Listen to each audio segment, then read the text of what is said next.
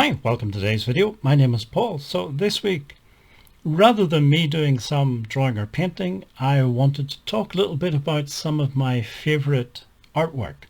And it's only scratching the surface. I'm only going to show you about 4 or 5 drawings and paintings. So it's by no means a complete list of all my favorite art. That would take far too long. It would be hundreds of artworks and my voice would give up long before we got to the end of the video. But hopefully it'll be of some interest. It's just some of my favorite art and some of the things that I've learnt or kind of learnt from just from looking at art. So the list of 4 or 5 paintings and drawings, they're not in any particular order.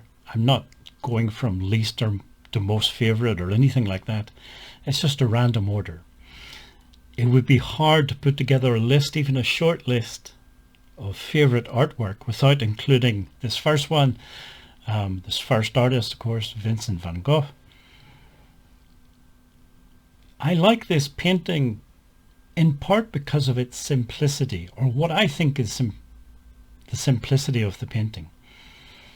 Sometimes maybe there's this idea that art has to have deep meaning. It has to change the world or something like that. I don't think it does. Sometimes art can be very simple. And in this case, and I'm sure there's plenty of people out there who will read much more into the painting, but to me, I think Vincent was out walking on a spring day. He saw a peach tree in blossom and he decided to paint it because he liked it. I don't know if that's what actually happened, but in my mind that's what happened, and to me that's okay.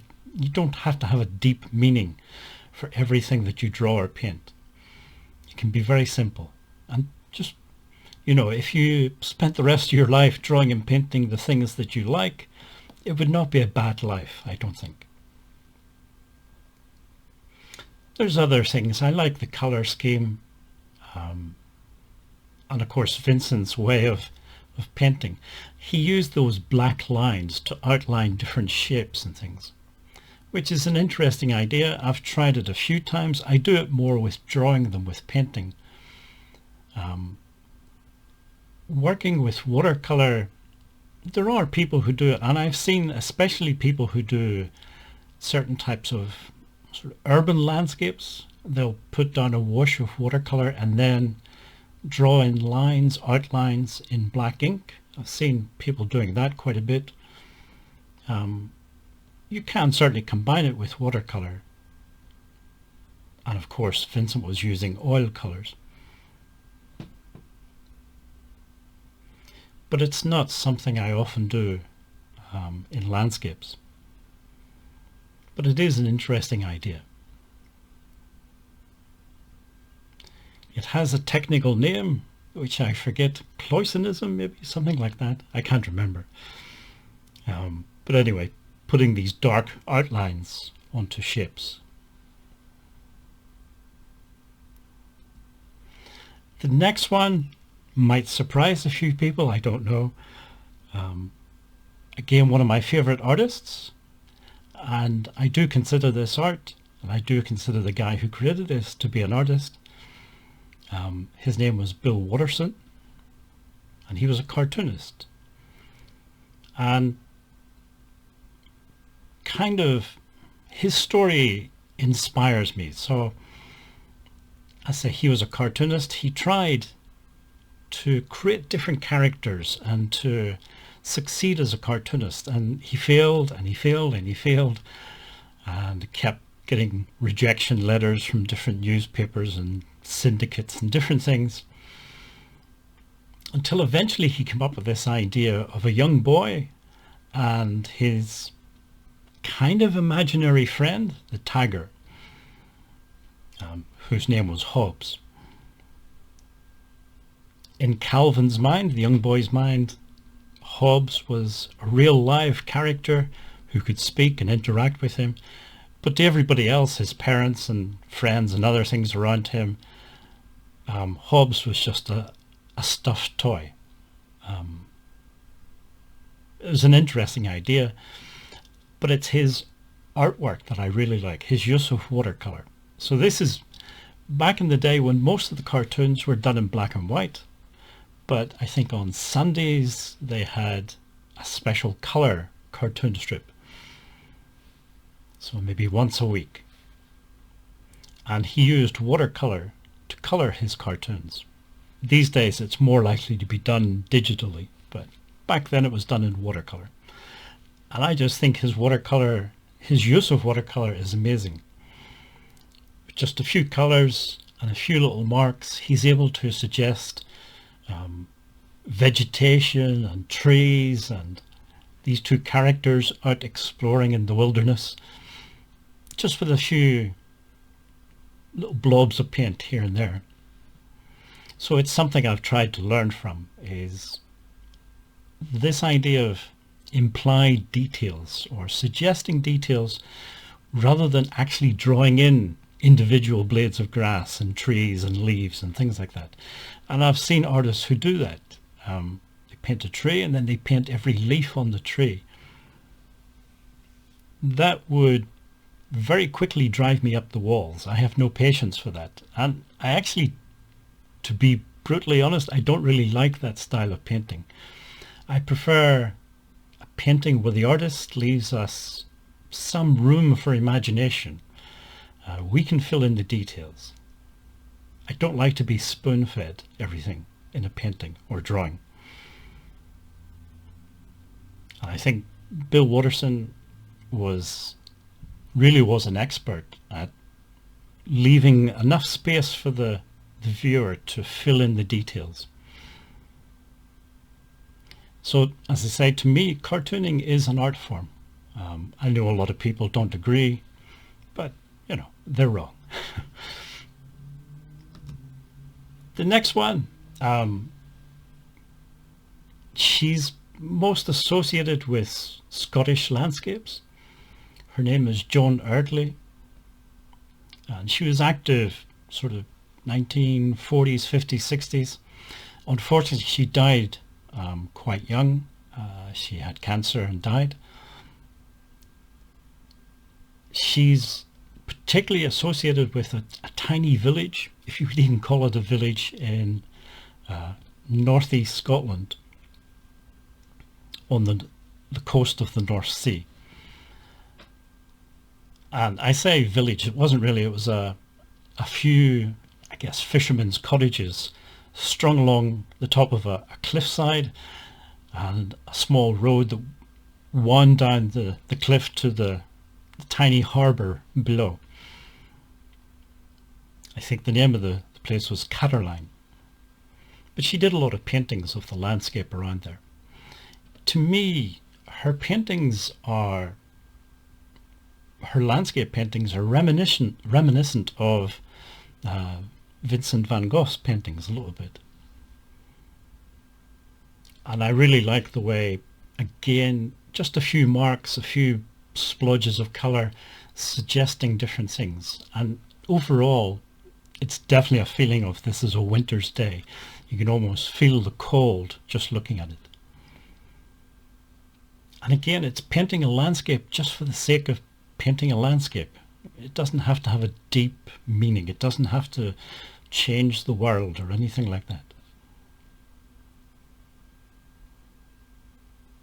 So again, you don't need lots and lots of details. That's what I'm getting from these paintings.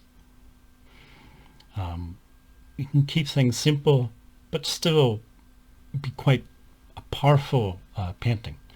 And if you want to capture a winter landscape, I think, you can't do much better than Joan did with this painting.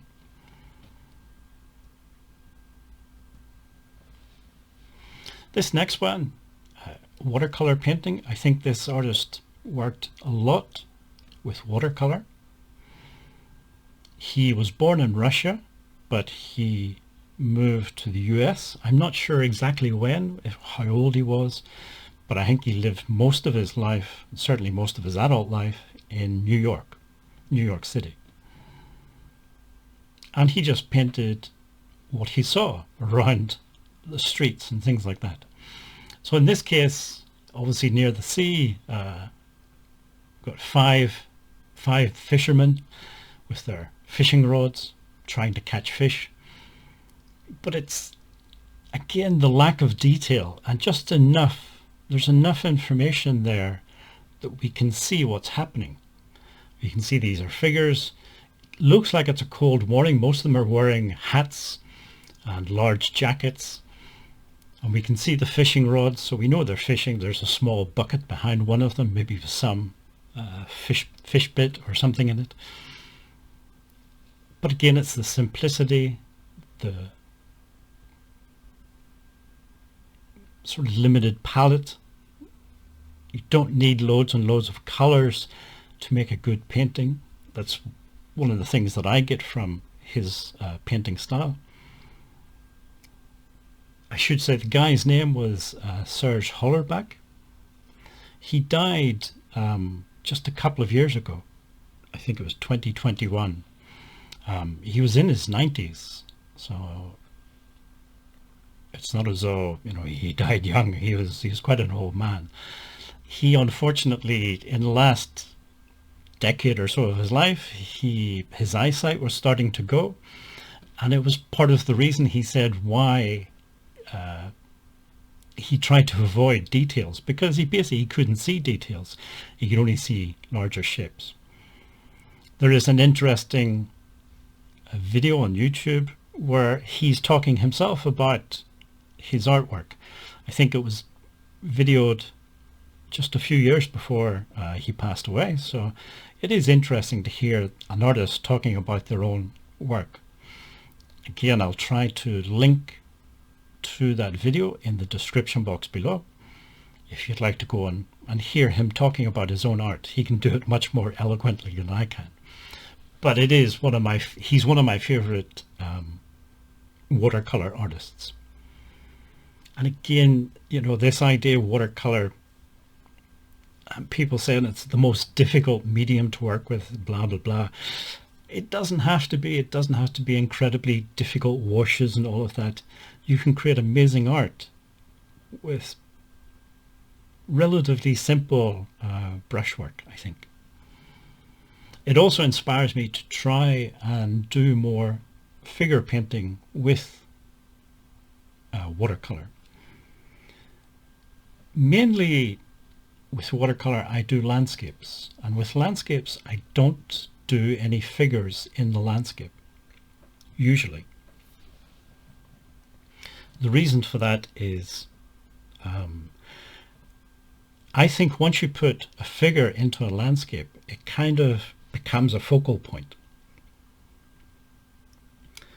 Maybe different colors, but certainly different shapes. The human figure is a different shape from, say, trees and bushes and hills. So that contrast of shape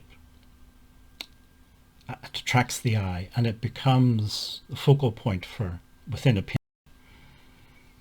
When I'm doing landscapes, I don't want to have a focal point. I don't want to have the viewer looking at something like a building or a figure or an animal or something like that. I want them to look at the landscape.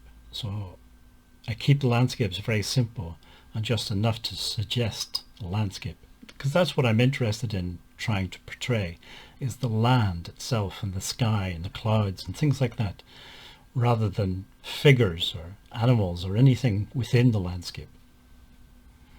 But I am interested in doing figures just for the sake of doing figures. In this case, and as a lot of his paintings, he didn't do a lot of architecture or things like that. His main focus was on the human figure. And he's also, in that video that I was talking about, he talks about the big shapes and seeing the big shapes and getting away from the details and things. And it is very interesting, and it's an interesting way to work with a painting and thinking about large abstract shapes. Anyway, those are 4 paintings, 4 different artists that I really enjoy. The last one, maybe egotistical, but the last one is me. one of my drawings, just a simple charcoal drawing.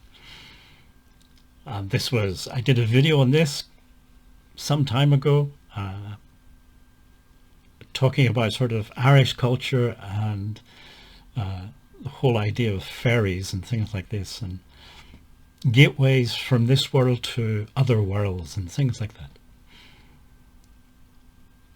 But again, the things that I've learned from other artists, I've tried to use them in my own art. So keeping things simple, implied detail, rather than putting in lots of details, you suggest details, and then the viewer can fill in those ideas and those missing gaps themselves.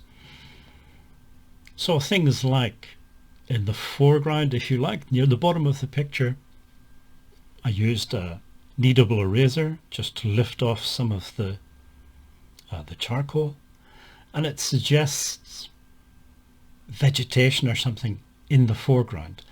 Again, it's, as I say, it's learning from things like Bill Watterson and his Calvin and Hobbes cartoons. Using things like that, I've tried to incorporate those ideas into my own artwork.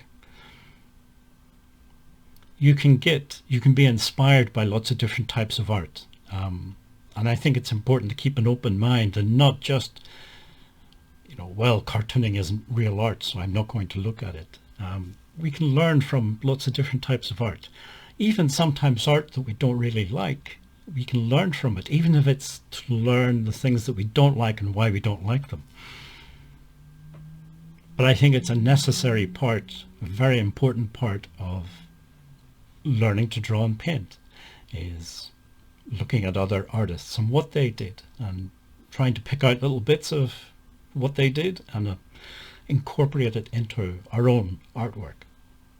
Again, it's not really about copying. It's about being inspired by, and if you like, borrowing some ideas from other people and incorporating them with other ideas and making something that is uniquely yours. Anyway, I hope that was interesting or useful. If you made it this far in the video, thank you for watching and listening, and hopefully see you again in next week's video.